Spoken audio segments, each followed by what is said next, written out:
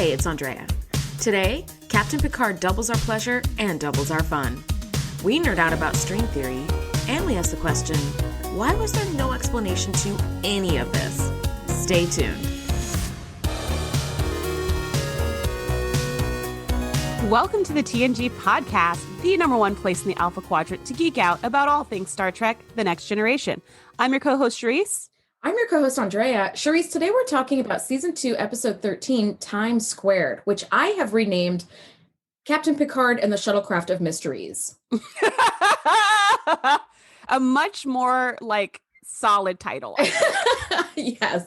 This episode was written by Kurt Michael Bensmiller and Maurice Hurley and directed by Joseph L. Scanlon. The star date is 42679.2 or .5, depending on which version of time you're in. And the air date, this originally came out in April 1989. So here's the plot of Captain Picard and the Shuttlecraft of Mysteries. The Enterprise rescues a disabled shuttlecraft and finds an incoherent Captain Picard aboard.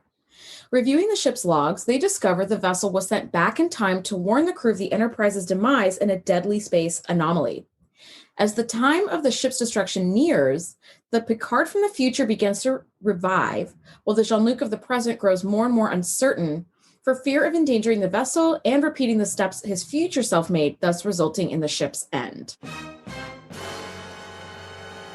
Yep, every time. This one especially, thus resulting in the ship's end. If that's not a bum, I don't know what is. Yeah, totally. Shereese, what are your initial thoughts on this episode? I really like this episode. I'm a fan of the time travel episodes. At least the time travels when it's like time loops and kind of mysteries. I think those are always super interesting. And I also we had a discussion before in our previous episode where there was a little bit of time travel or a little bit of time looping, where we were saying, what about these rules of time travel, right? Like, if you see your past self, this will happen. And if you see your future self, that will happen, and all this stuff. And TNG kind of disregards all of that. And they're just like, nah, it's fine. So I think that's also interesting, because you're like, what if something doesn't happen? How does that look? So yeah, This is a super fascinating episode. What about you? What are your overall thoughts? I love the premise of this episode. It is one of my favorites. Definitely. It's way up there for me. Yeah, you're right. We have seen time already as an issue in TNG with We'll Always Have Paris, where that effect is happening. The Mannheim effect. Yeah. Oh my gosh. Thank you. I could not think of the name. So I love They mentioned it in this episode. That's why I remembered. Oh, that's right. Okay. So here I have a couple things. Troy is the most useful we've ever seen her ever. Yes. I wrote in my notes, she's kind of useful. And then I deleted kind of. I was like, no, she's actually legitimately useful. Yes. Without Troy, we would have some bigger questions. Yes, we would not have a lot of information. And Pulaski isn't horrible either, which is... She's actually helpful also. Yes, yes. So a couple of things about this screenplay. Maurice Hurley wanted to do a time travel episode, but he specifically wanted to do one that did not span years or hundreds or thousands of years. Okay. Where time travel is I've come back from 80 years in the future. Right. He was like, what if we just do 5 hours or 8 hours in the future and kind of figure out what that would look like. So that was kind of cool. And little behind the scenes, the time shift was originally supposed to be caused by Q. Oh, thank God they took Q out of that. The whole story would have ended up being the Q show. Exactly. And why is Q doing this? Oh, he's doing it just for fun. And then they have to interact with Q. And this is way better. And, I am the biggest Q fan, but this is one where I thought this episode was so freaking awesome as it was. Adding Q into the mix would have just been well, we'll just beg him for our lives, and then he'll snap his fingers and wink at us and everything will be back to normal. It's I really like this direction they went instead. Yeah. All right, so let's open the episode, and Riker is making food from scratch. He's making scrambled eggs with Owan eggs, which those little red eggs are super cool. Yeah, at first I was like, is that a giant strawberry? And then he cracked it, and I was like, what? That's an egg? Hold on, let me rewind this. It was really neat. I was like, what kind of animal would make eggs that giant color? Red egg? Yeah, or how did they have to kind of do that up?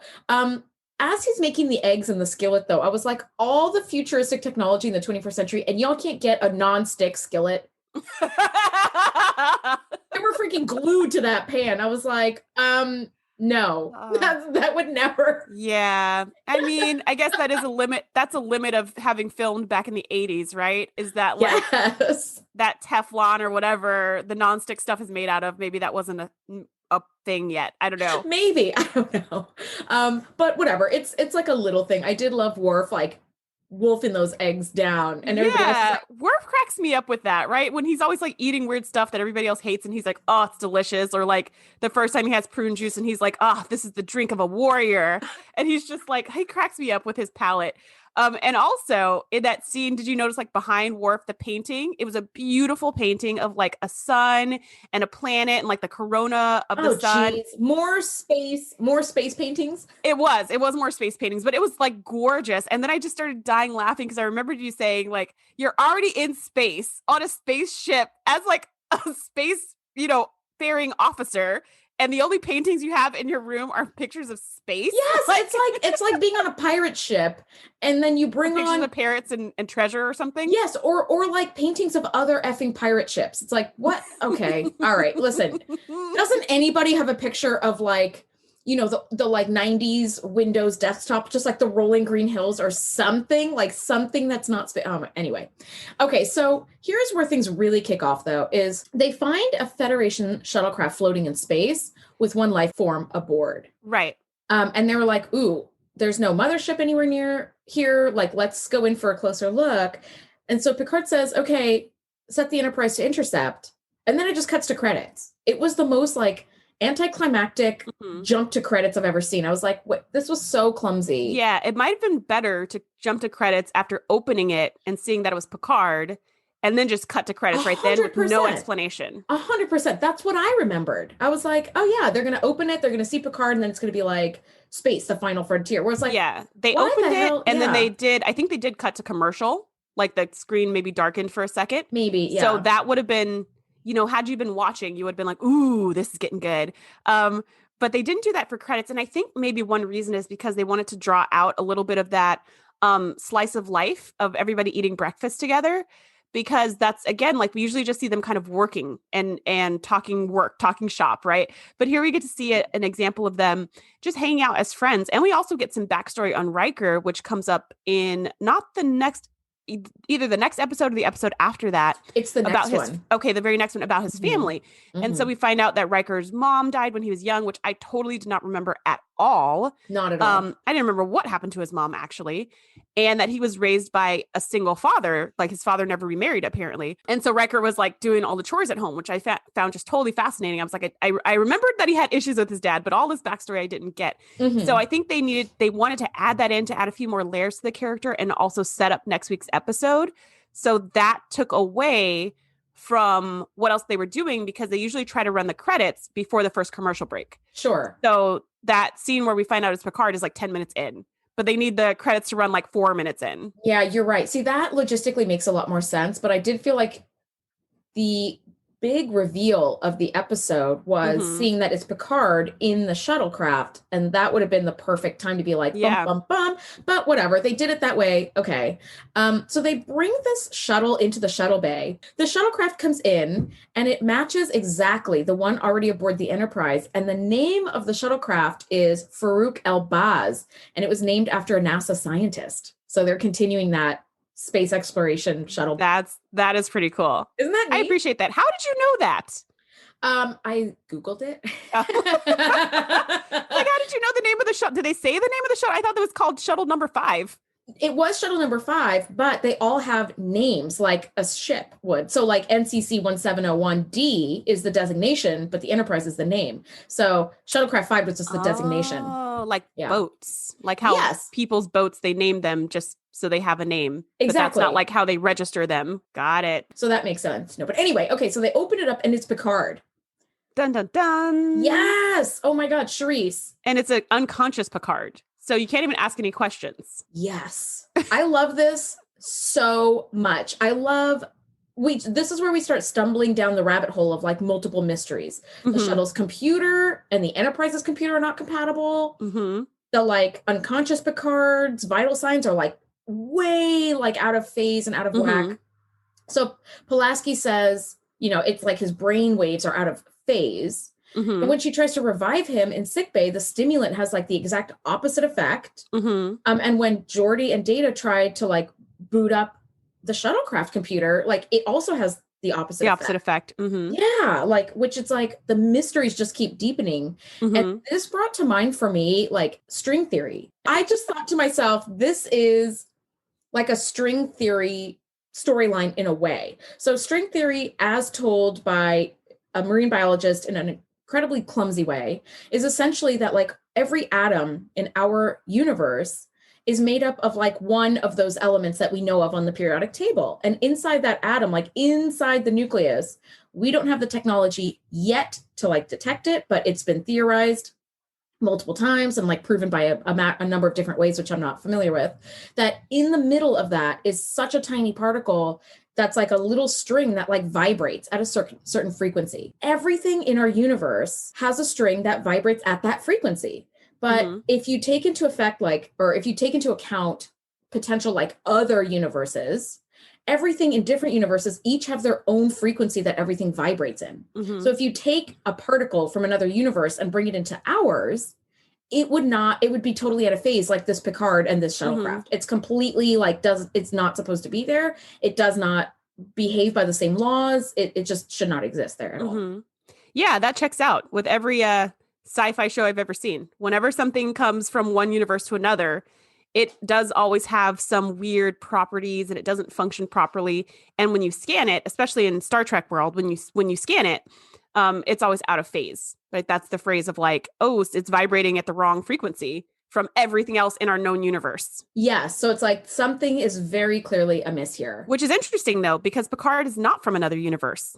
He's just from the future. Exactly. That's what I thought. I was like, but he's still out of phase. He's still out of phase because he's out of time.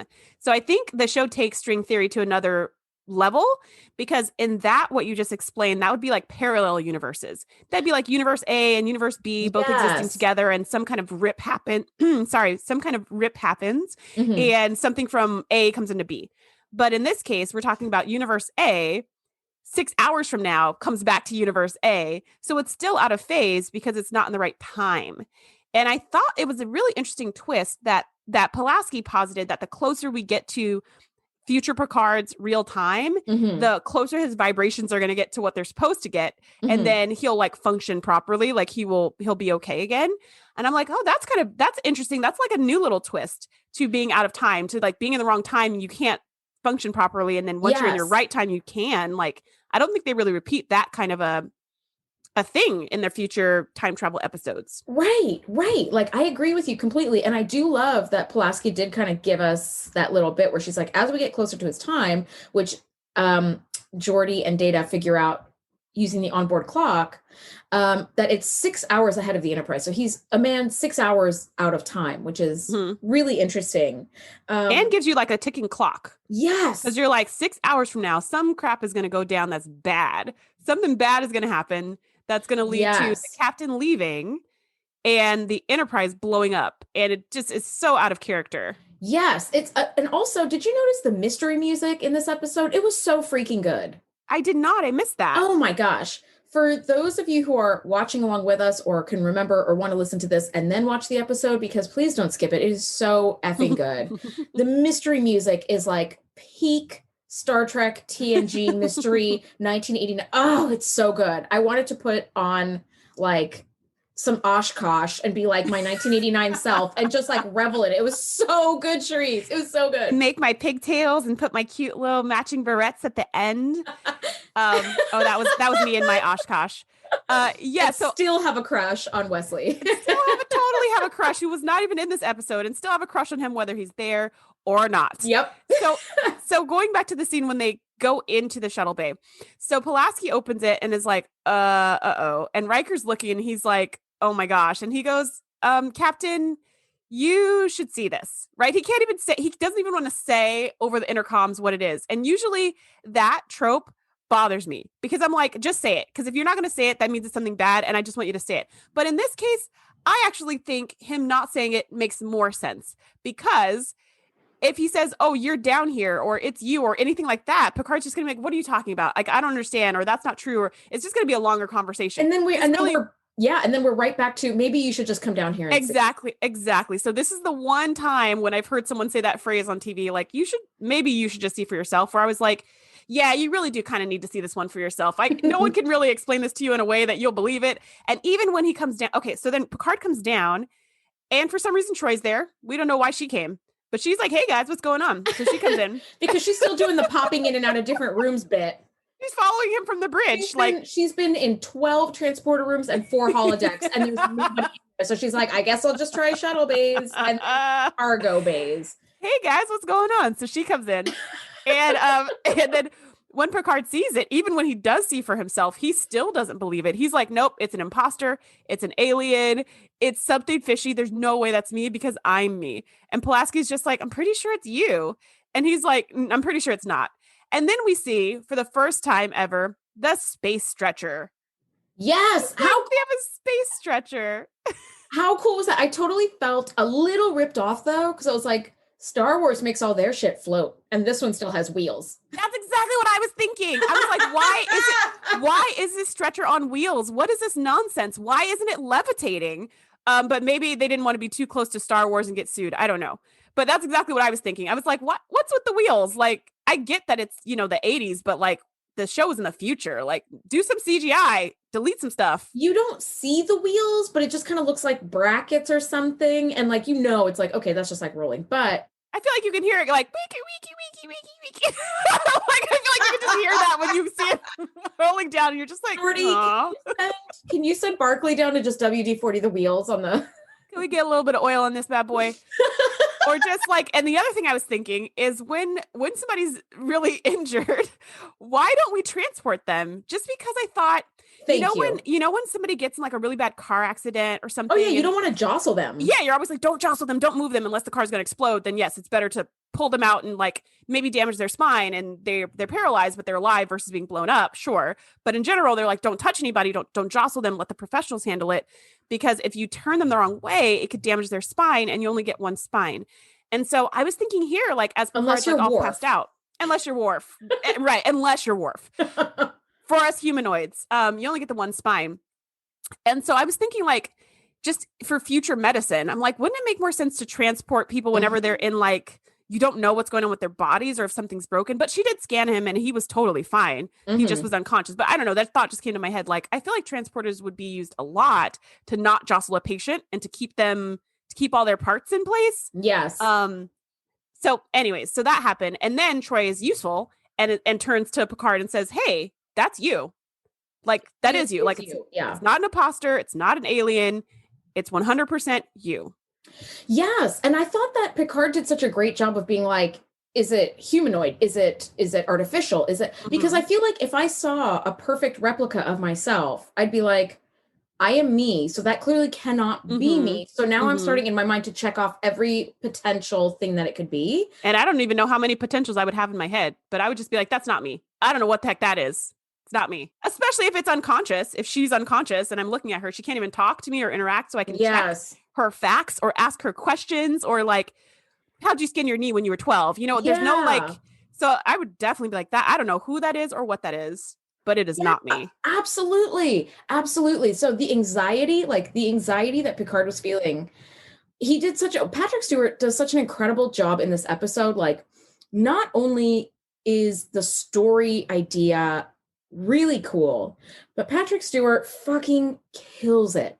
Not only is he puzzled and like conflicted as past Picard, but as future Picard, when he's revived in medbay, he is absolutely like in anguish and like panicky and like lost and totally, I mean, he really translates the like out of phase, sort of notes, I'm sure, that like the writers gave him. But holy crap, he like, bravo to Patrick Stewart on this one. I just wanted him to wake up. I was annoyed by that. I was like, wake up already, we have questions. And the 6 hours are getting it. And I felt like he's gonna snap to, like, if we're waiting 6 hours, he's gonna snap to 5 hours and 59 minutes. Yeah. And how helpful is that gonna be? So it's just like, oh my gosh, there's no time. Which is what made the show good, right? Because Picard's getting frustrated too. And he's like, wake up. Like, I need to talk to you. And I just had this moment, Andrea, as he's like kind of harassing his future self in the sick bay. He straight up was assaulting him. I was like, can you maybe not do that? But it's him though. And so it kind of made me think like, but if it's you feel like a lot more liberties because it's you, it's your own self, your own body. You know how you would react. You know your own mind and your own thoughts. And you're trying to get information from yourself. You're not going to be all delicate and ginger like you might be with a stranger. You're going to be like, get up. What are you doing? You know, like, you know what you can handle. And I just thought like, wow, this puts like self-loathing on a new level because he has no mercy for a future Picard. He's shaking him like, get up. I have questions, man. You know, like no sympathy for himself whatsoever. Yes. See, at that moment, and this will happen a little bit later in the episode, at that moment, I just thought you cannot remove yourself from this situation because you're kind of locked in as like you and then this other future you. So maybe it's time for like Riker to take command of the ship and start making some decisions because Picard is now like too compromised because he has such a vested interest in like what happens with this other self that's there. So I was like, that might be time for like Picard to be like, I'm going to stay here in sickbay and try to figure out what's going on. And Riker, maybe you need to make the decisions. I feel like if that was anybody else but Picard, that would fly. But because the ship is in danger, like they've seen, so we're jumping around a little bit, but it's time travel that happens. So so we see like the last image from the shuttle craft is like an image of Picard getting on the shuttle, waving goodbye to a super sad Riker, and going out into the middle of this like space storm, this space tornado, and then seeing this like kind of photon torpedo come and blast it out of the sky. Yeah. So now Picard is like, well, first of all, the captain always goes down with a ship. So if something was about to happen and if they knew the ship was imminently about to be destroyed, the last person to leave would be Picard. He would never abandon his ship. He would send escape pods. He would send all the rest of the crew. He would do a saucer separation, but he would not leave the ship. And then it looks super cowardly, like he ran away to save himself. And so he's like, that's not who I am. Something is wrong here. He needs to like right this wrong that he sees. Yes. He needs to be more in alignment with who he is as a person. He needs to make sure that his whole crew is not lost. There's a lot on the line and he's in charge of these people. I cannot see him stepping down or doing anything differently from how he did it. Like he just wouldn't do that. Agreed. Well, I feel like the story started with this big mystery. It's like, what the fuck is this second Picard doing here unconscious? And then they're like, oh, he's 6 hours ahead of us in time. So as we, there are no stakes at that moment where it's like, okay, we'll just wait 6 hours and see when he revives. And then we'll talk to him and figure out what's going on. But then it's like, now the tension and the drama and the scariness has been escalated because we see this footage of the Enterprise being completely destroyed in 6 hours. So then you're like, well, shit, now we don't have the option to just sit around and wait for 6 hours. Now it's like the safety of everybody aboard this ship is at imminent risk unless we can figure out what's going on. And then they ask the famous question, what should we do now? And that always fascinates me because I feel like you're just so screwed in a situation like this because if they change anything that leads them to not meet the future Picard, but the future Picard is what saves them, then they can't change anything because they need that future Picard. It's just like, it's such a mind puzzle because they're like, should we go forward? Should we go backwards? Should we turn around? Should we stop? Yes. Or maybe doing all those things will activate the thing that causes the problem in the first place. Yes, this brings in the classic question of fate, whether fate can be avoided or not. And I love that Picard, Patrick Stewart as Picard, like expertly sort of navigates that like uncertainty where he's like, we should stop. Or wait, maybe that's the thing that actually caused this. No, we should go forward. Did that cause it? It's like, oh, shit. So it really makes you understand like the powerlessness of people. If like fate cannot be avoided, then really what's the point? And Worf brings in the theory of the Mobius, and he says it's a twist in the fabric of space where time becomes a loop from which there's no escape. And I started trying to do a deep dive on this. I was like, is there a theory of the Mobius? Is there a thing? And there isn't. But I'm pretty sure they were referring to a Mobius strip, which is a circle. Think of like a ring that has a little twist in it. So there's no way to like avoid, like if you think about like a ring, you can run your finger around the inside and around the outside, but not at the same time. With that twist, it basically takes you from like the inside to the outside in a continuous loop. So there's no escape. And that's That's kind of what I figured. And in this research, I found that in Avengers Endgame, they kind of used this as like a loose premise to explain time travel without using like the time stone, where they said something about some Mobius theory or whatever. And I was like, you guys straight up took this right from TNG. And I love it. And I also have a lot of questions. But anyway, that's what I got from it. And now they're getting closer to like that 6-hour time. Mm-hmm. And future Picard's emotions are becoming a little bit more clear. And Troy can feel that now he like desperately wants to get off the ship. And of course he's restrained in sickbay, so he can't. Mm-hmm. But thank you, Troy, because we just got Patrick Stewart giving very, very terrified looks, but we would have gotten nothing else if it wasn't for her. So this is the first time, season 2, episode 13, she is now becoming useful. Finally. And we see present Picard's frustration and angst and nerves about future Picard, because when Troy says he desperately wants to get off the ship, and that's all I can get from him. Sorry, Captain, my powers have waned. I was just kind of like, and then future Picard's present Picard is just like, oh my gosh, like what is going on? Because again, this is kind of reinforcing this whole, he did run away from the ship. He did let a ship get destroyed. Like I would never do that. And this is me. And at this point, like, an hour from now or 30 minutes from now, I would never do that. So why is he still trying to run away from the ship? It just seems so out of character. And so that's when Pulaski and Troy have this little heart-to-heart after Picard storms out, and he says this line that I love, keep me informed. It's something that Janeway says all the time. It's such a boss move. Like, it's just such a boss move, like, keep me informed, and you just walk out.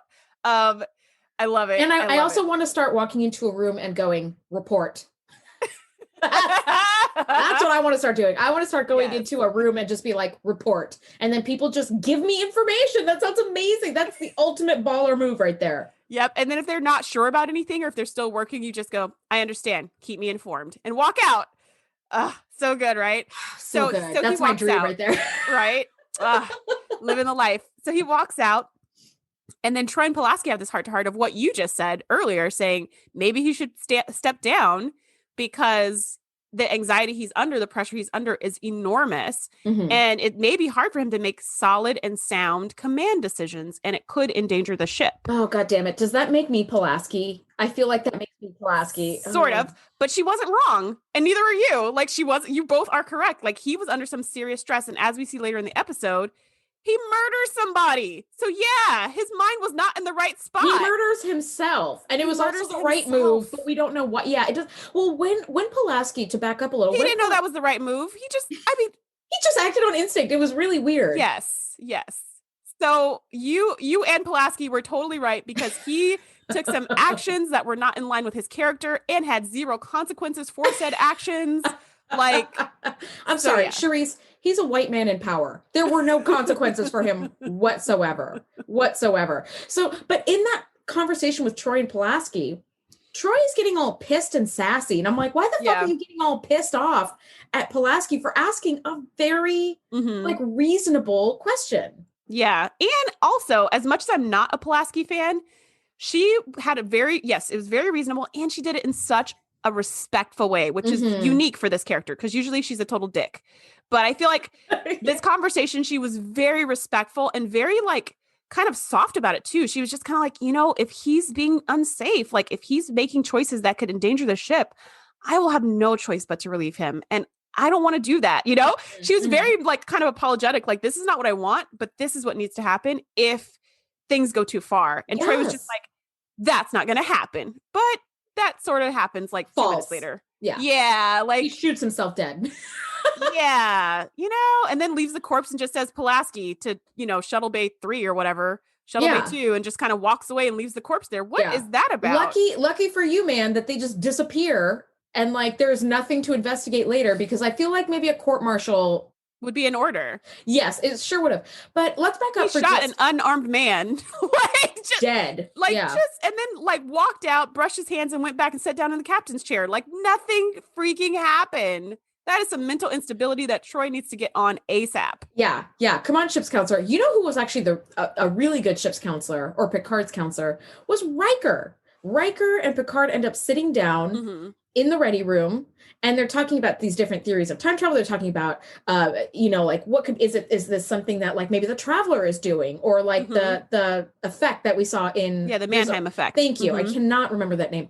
So I love that Riker is basically killing it as Picard's counselor Troy right now. Like, he's killing it. He is sympathetic. He's saying like, waiting around isn't your strong suit, but unfortunately that's kind of, sensors indicate nothing is amiss. So we just have to wait until this fucking space tornado shows up to try to suck us in or whatever. And I love that. Like, he really connected with Picard in a way that Troy often does not. I feel like she can read him and be like, I know that you're feeling anxious right now. And he's like, balderdash, and just like storms off. But Riker was like, Jean-Luc, JL, let's talk. And then he does. And he does, like, they really do say, like, waiting around isn't exactly my strong suit. This is giving me a lot of anxiety. And I was like, I love that Riker. Also, that was like super sexy Riker right there. We got the close up with the big blue eyes and I was like, man, Riker levels. Yeah, he set his phasers to stunning because he was I'm so dorky. I apologize. And also I don't. Never apologize for that ever. So they're chit-chatting in the ready room, and there's a little slip that I caught. But Riker's kind of talking to Picard about like how he's just, he said something like, so I should just shut up and sit down and wait or whatever. And Riker's like, I wouldn't have said it like that, but basically, yeah. And then Riker says like, I guess it's just a Persian flaw. And Picard's like, yeah. And I was like, I think he meant Parisian, because no, he meant Persian. I'm so glad you brought this up because I did a deep dive. I was like, what is a Persian flaw? Like, I don't know what that is.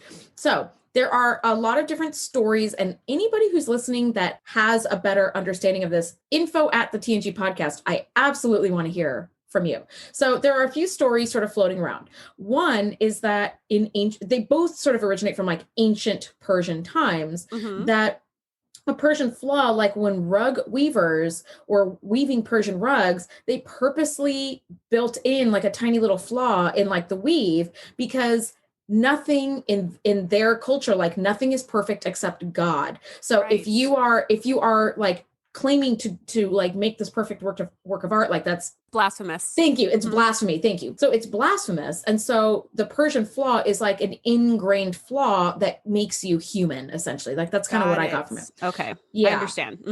And as I was diving around in the internet looking for like meaning of the Persian flaw, one of the only instances where Persian flaw is brought up in Western civilization or like Western society is this episode of Star Trek TNG. That's it. I was like, wow, what writer pulled this from like old stories? And like, it was so cool to like fold that in. Yeah. And the where I looked it up was like, you're probably here because you watch Star Trek TNG. And like, I felt like it was speaking to me. I was like, yes, I am here because of this. Thanks, internet. Another win for you. I know. Awesome. Okay. Well, that is fascinating. And I actually have heard of that. I've heard about like builders who used to build with flaws in their buildings for the same reason. So, okay. Now I know that type of building has a name, a Persian flaw. I did not know that. Yes. Okay. Although I feel like it doesn't 100% connect because Picard did not purposely build that flaw into himself, but whatever. It's the little flaw in this otherwise like strong and perfect person, I guess. Picard says waiting around isn't exactly my strong suit. Cue to like 8 seconds later and the space storm has shown up. So it's like, well, now you don't have to wait around anymore. Yep. Lucky you. Here it is. Now we're here. Yeah. And then we have Picard on the bridge, seconds later, because they're like, oh no, there's this like energy vortex, which can I just say is the coolest freaking name for a space storm. Yep. Space tornado, not as cool as energy vortex. Agreed. Although in my notes, I did put the energy vortex is totally a space tornado. But yeah, energy vortex is amazing. And they say that the power of the vortex is stronger than a tractor beam, which now we have some reference for since we had a tractor beam a few minutes ago in this episode.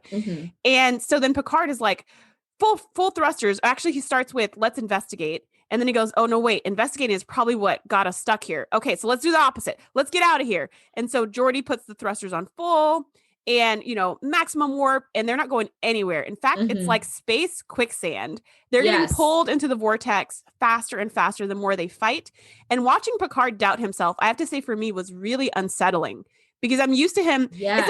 It's not that he always knows the answer, but whenever he's confused, he goes options. And then everyone goes, we could do this, we could do this, we could do this. But here he just goes, do this. No, wait.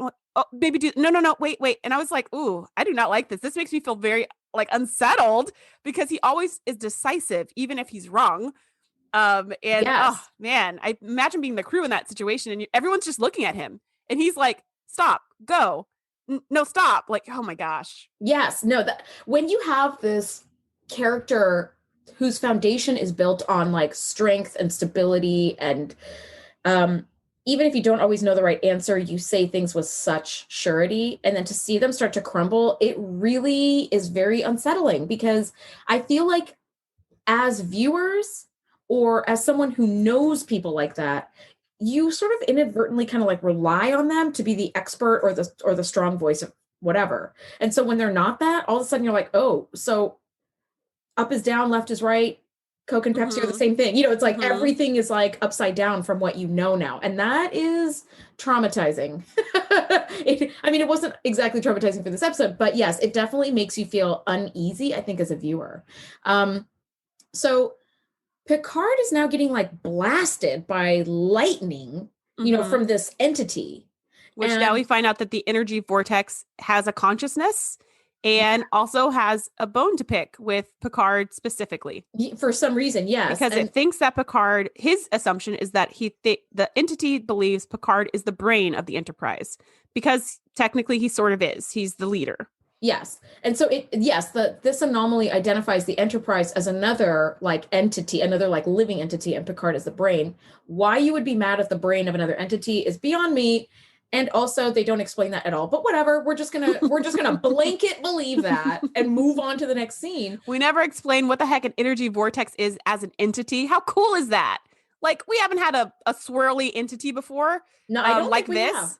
No, that like sucks things in and like, yeah. So we did where Silence Has Lease, where like the Enterprise gets sucked into that like black hole and it can't escape. And remember, it's like that beam. Yeah, but the entity isn't the black hole. The entity creates the black hole. Yes. Remember, the entity is like a frog-faced something. I don't know. But it's like a being, right? That creates this reality versus this. The vortex is the being. Yes. And the consciousness of the vortex is like centered in the center of the vortex, which is like, what? Yes. Like, it's a pretty cool alien that we don't really find out anything about at all. No. Why is it attacking the Enterprise? Why is it attacking Picard? Why is it attacking anything? Where did it come from? Where did it go? We don't get any. Why is time a part of this? Like, why is there a past Picard? What the hell? Yeah, exactly. There's a lot of, the end of my notes were, I love this episode. And also, what the hell was everything that was happening here? Because literally none of it is explained at all. But I guess because this episode just rocks so hard, like, I don't mind that there aren't answers. Yeah, I don't mind. Much, but whatever. The answers probably wouldn't be that good. They wouldn't be as good as just having it be a mystery. Yeah. So Picard's getting blasted. Both Picards, future and present Picard, are getting zapped by this electricity coming from the energy vortex. So present Picard goes to sick bay. And at this point, future Picard is catching up with the right time. So he's now lucid and he's talking. And the only thing he's saying is like, get me off the ship. I have to get off the ship to save it, to protect it, to save everybody. And then you're like, okay. That is the Picard we all know and love. Of course, he's going to destroy himself so that the rest of the ship could live. Of course, that's what he's going to do. He's not running away. He's not being a coward. He's being valiant. He's being courageous. This is the guy we know and love. And so present Picard orders Pulaski to release future Picard. So that way they can like go to the shuttle bay and he can figure some stuff out. And so he says, release him. And she goes, do you know what you're doing? And he goes, no, release him. And I was just like, another reason why I love Picard. Like, he's not pretending. He's not sugarcoating. He's not saying like, of course I do. He's like, no, I don't know what I'm doing. Now do what I said. We don't have time for this. Yes, exactly. I love that he does that where he's like, also, and you can see he's kind of making it up as he goes along where he's like, oh, also clear all corridors between here and Shuttle Bay 2. All personnel must evacuate Shuttle Bay 2 as well. So both Picards, this is one of my favorite scenes just because of the visuals. The parent trap of it. Oh, it's so good. You have two Picards in a turbo lift walking down the hallway, in the corridors. It's like, oh God, it's just so effing good to see two Picards. And I remember it looking amazing. And then when I rewatched it to do this episode together, I was like, I watched it originally when I was a kid, and then I've seen it a few times over the years because I've rewatched TNG like multiple times. And I wondered, is the visual going to look as good in 2021 with Ultra HD or not? And it does. It looks just as good. I don't know how they do it. Major props to like visual effects team, because you guys kill this. Kill it. Absolutely kill it. So what we're sort of realizing as, I would say, present Picard is like trying to talk to future Picard. And he's like, hey, why are you trying to leave the ship? Why is this thing after us? Why does it want us? Like what? Yeah. And then he's like, does it want us, or does it want you? Does it want me too? Like what's all going on? What is going on? Exactly. I mean, good questions to ask, but it's clear that future Picard is like locked into a single mindset. He's unable to change. He doesn't even recognize that present Picard is a copy. Is Picard, maybe. Exactly. He's just on his mission. He needs to get off the ship. And he's not answering any questions. He's not being helpful. He's just like, gotta get off. And as you know, when you're asking someone questions and they're not being helpful, plan A is grab a phaser and kill them. Maybe plan A is to talk, but plan B is definitely that phaser. Yep. Yeah. So he's talking and he realizes, okay. And he's like, there has to be another way. And future Picard's just like, there is no other way. And he's like, there has to be another way. And then future Picard says, there is another way, but that'll never work. It's crazy. And so then he's like, well, what is the other way? And he's just like, I got to get off this ship. And you're like, come on, what is the other way? And so then present Picard's just like, you know what? If I let you go, this time loop's going to keep happening. How did he know that was true? He didn't. No, But he's at this point unraveling. He's panicking. The vortex is about to tear apart the ship. It's going to blow the ship up because he remembers this from the view screen that he saw earlier from this shuttle. And he's like, I'm not letting that happen. He can see the vortex swirling.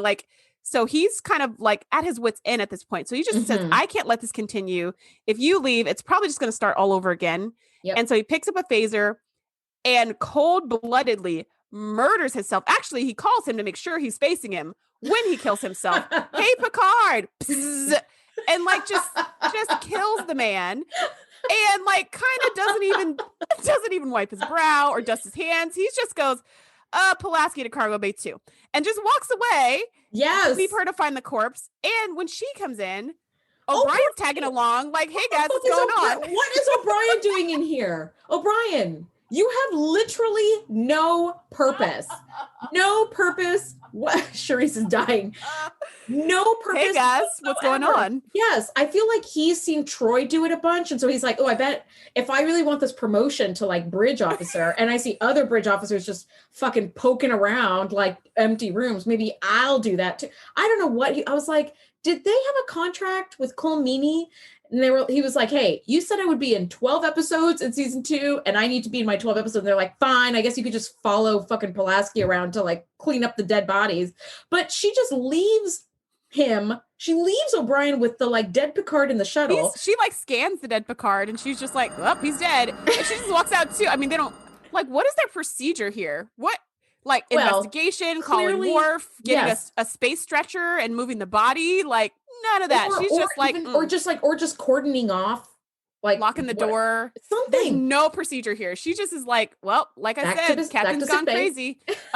Back to sick bay, exactly. And O'Brien's like, well, I'm just gonna stay here for a while and just look. What? What do you have a job to do, buddy? There's an emergency. It's code red. You should be at your station. There is literally a space tornado about to rip the ship apart, and you're like, "I'll just stand here and watch a dead Picard." We could probably use an engineer. Doesn't move. Yeah, we could probably use another engineer. Jordy could use a hand because he's like, "I can't hold it much longer, Captain." And you're pushing the one button with his finger. And your one other engineer you've got is like, I can't help you because I'm busy watching a dead person not move or anything. And then, of course, something does happen because future Picard and the future shuttle both disappear like a holodeck character. And Picard orders the Enterprise to go to the center of the vortex full speed. Yeah. And that's when it disappears. When he has it turn around, then it changes what happened in the past, which changes the future. Which, of course, my question is, where's the little photon torpedo that destroyed the probe, that in the video from the shuttlecraft destroyed the Enterprise. Like, why? There's no explanation. Suddenly they get through the middle of the space tornado and they're back on course. And that's the end of the episode. And you're like, what the fuck is happening here? Yeah, the space tornado is now like satisfied? Question mark? It never got what it wanted. Yeah. And where did it go? And where did it come from? Hello? You know what I feel like? I feel like Chief O'Brien trying to ask questions to the dead Picard, where I'm like, so where'd you come from? What are you doing here? Where are you going? Nothing? Maybe if I poke it. It's like, oh, there is literally nothing. And then, they're back on course. And then the episode just kind of wraps with Riker coming into the observation lounge to talk to Picard. And Picard is kind of like, well, that was rough. And I'm going to stare out into space and wonder what it was all about. Anyway, so we'll see you next week. And it was like, why? So again, this episode visually is super cool. Mm-hmm. The idea of like 6 hours of space, you have time travel, being at a phase. It's like we have like a string theory shuttlecraft and a string theory Picard that's like doesn't belong in this universe. It's very cool, which is the only reason I could write off the lack of answers at the end. Mm-hmm. If this episode was not as cool, I would have been so mad at the end. Yeah. I guess this could have gone very wrong. But yeah, I agree. I really, I thought this episode was very interesting, and the set deck on this episode was gorgeous too. And they had like almost the entire cast made a cameo at some point. I mean, when the shuttle showed up, everybody was there. Besides, like I was looking at, I was like, all we're missing is Geordi and Wesley, and then they were like, Geordi, come on down here. I was like, okay. I immediately thought to myself, Worf is like, this is my moment. I finally have command of the bridge. And then you see Worf and you're like, well, who the hell is sitting at the helm now? We have no idea. Literally, no, it's just there's a quick cut scene to just a dead, empty bridge. And you just hear the like, do-do-do-do, do-do-do-do. It's kind of a pilot. It's fine. You don't even really need anybody there. Yeah, that's true. That's true. Yeah, yes, that was amazing. Everybody is encircling this shuttlecraft, and there's literally nobody left. Can you blame them? As far as popping into rooms and saying, hey guys, what's going on? Like that was a good room to pop into, right? To be like, 2 Picards, what? Like that was definitely worth I'm going to leave my station and kind of peek through the crowds. And then before Picard sees me, I'm going to run back to my station. That was definitely a moment for that. Yes. You know who I feel like would have been a wonderful addition to this episode is Guinan. I feel like she knows Picard so well. Yeah, but she's it's too easy because she also knows time travel too well. She would be like, he's from a different time. And she's kind of like the Troy mixed with the Data or something. Like she would know too much, and it would unravel the mystery a little too easily. I suppose so. I could see that. I think that Troy was really helpful. And I thought that Riker was like a great counsel as well. A good first officer. Yes. I loved this episode because of all of these different amazing components. And as much as I just die over happiness whenever I see Q on screen, I'm really glad they didn't go that way, because it would have been too easy to just be like, fine, I'll save you guys, snap, and everybody's saved. It's like they kind of did that a little bit here. They went into the vortex and suddenly everything was fine. But they had to solve the mystery. They did it themselves instead of, I just feel like it's such a cop-out whenever you see a series finale of a show and the class, I don't remember what the name of the show. Was it Melrose Place? Where it's it ends up just being a little makeup universe in a snow globe. And you're like, seriously, the entire time we've been following the show, okay, that's just such a cop-out. Such a cop-out. Yeah, agreed. So we're glad that didn't happen here. Yeah. So next week, we are diving a little deeper into Riker's backstory with season 2, episode 14, entitled The Icarus Factor. Shereese, I love geeking out with you. I love talking Trek, and time travel Trek is my favorite. Agreed. Yeah, super fun. This has been so amazing. If you're listening, I hope you loved it too. We love hearing from you what you agreed with, disagreed with, loved, or hated. Let us know. Find us on Instagram. Our handle's at the TNG Podcast. Thanks so much, guys. We'll see you next week. Bye. Thanks for geeking out with us. Be sure to join the crew at thetngpodcast.com to be the first to know when we do our live shows or host events exclusively for our members. We'll see you next time.